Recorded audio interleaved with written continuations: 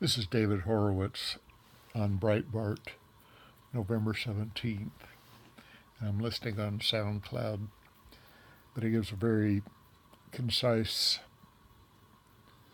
summary of what's going on in the Republican Party and why they don't fight and how the Democrats will do anything to accomplish an end, and also brings up good questions about the killing fields of the Democratic stronghold metropolitan areas in America.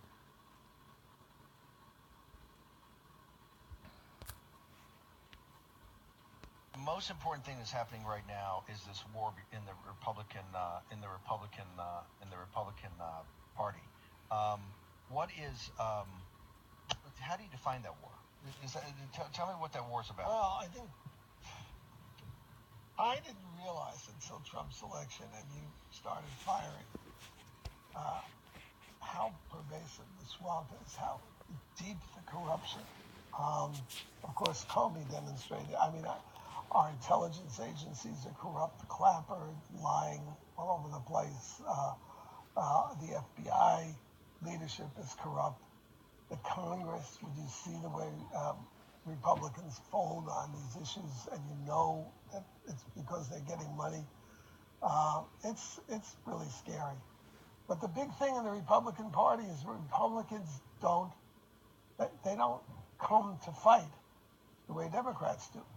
They want to be approved by the Washington Post and the New York Times, by the enemy. They want to get, like when I was in kindergarten, they used to give us gold stars for good behavior. That's the Republican mentality. And there are few fighters, but very few. Louis Gohmert and his crew is, 6 out of 200 and whatever it is, 28 in the Congress. And I remember some years ago visiting with Jim DeMint when he was there, and Jeff Sessions, and I asked them, how many guys like you are there in the Senate on our side? And they'd say 5 or 6. Well, with that happening and with the Democrats geared up for war, they are totally unprincipled. They're fighting for an imaginary future in which there's social justice. They're really doing is fighting to line their pockets. But they're ruthless. They're unprincipled. They have no principles. There is nothing that Democrats say. So the Democrats are only fighting to line their pockets, and they have no principles. It's just like the Saul Alinsky book, Rules for Radicals, and Michael Patrick Leahy's book, Rules for Conservative Radicals. That they respect, that they actually do. And that's because the mission to them is so important. They're changing the world. They're on the side of history and all this crap, that they're willing to do anything. It's very Machiavellian.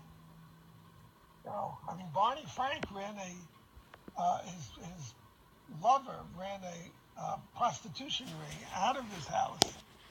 Barney Frank, I'm so old-fashioned, I didn't like saying this, jacked off in President Bush's locker in the gymnasium.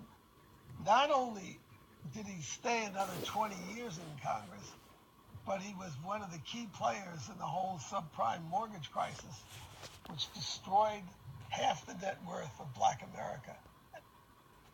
That was something I didn't know. So Barney, it's not Barney Fife, Barney what? Anyway, destroyed the network worth of Black America and put them on welfare, or at least in financial straitjackets. They got away with it. And that's the situation we're in. Why aren't Republicans mentioning that the Democrats control all the inner cities of any significance in America?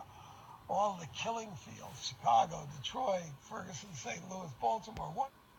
So all the killing fields of inner metropolitan Democratic cities. 100% controlled by the Democratic Party and has been for 50 to 100 years. It's a racist party. White I have never heard a Republican. So this once again is David Horowitz calling it a racist party, but that's just exactly like Dinesh D'Souza's movie Hillary's America, starting off with Andrew Jackson, going to Woodrow Wilson, FDR, and Johnson. They all put blacks in straitjackets, financial straitjackets. Well, a Democrat are racist, and they're all racist. Uh, Identity politics is racism. That's what it is. Identity politics is racism. So when you divide our melting pot into each of its components and make victims out of all of them, it's a racist thing to do. Well, you said the Moore thing had a classic thing of a political hit, political assassination. What did you mean by that? Well, the timing. Look, the Washington Post. I mean, the Washington Post has no credibility. I mean, obviously they're skilled reporters, but it's not journalism when you just have a political agenda. So they obviously, this guy has run for office in Alabama how many times? I mean, for governor, for Supreme Court. They've had a recall. This guy's been pretty vetted by the system. This becomes a. So they're talking about Roy Moore and how he's been feted so many times, and the timing of all this news and the amount of pressure put on Roy Moore. McConnell and his Senate Republican committee spent $30 million against Roy Moore when he was running in the primary with Luther Strange. And so now you're telling me it's getting down to the final strokes on the election, and he's not going to spend any money. There's money everywhere that's influencing all this media and these witnesses. They're not really producing any evidence. So I'm so glad that I sent Roy Moore some money about 5 days ago, and if everybody in America sent the same amount, it'd have like, I don't know, $85 billion. Election for a Senate seat when the Senate is almost evenly divided, and they timed it so that you can't remove him from the ballot, assuming he's guilty. And of course, we're now living, thanks to the Democrats, in a society where accusation is conviction, guilt by accusation. So now our society is accusation by conviction. And that's what I've been saying all along. The original intent in our Constitution is the states elect the senators.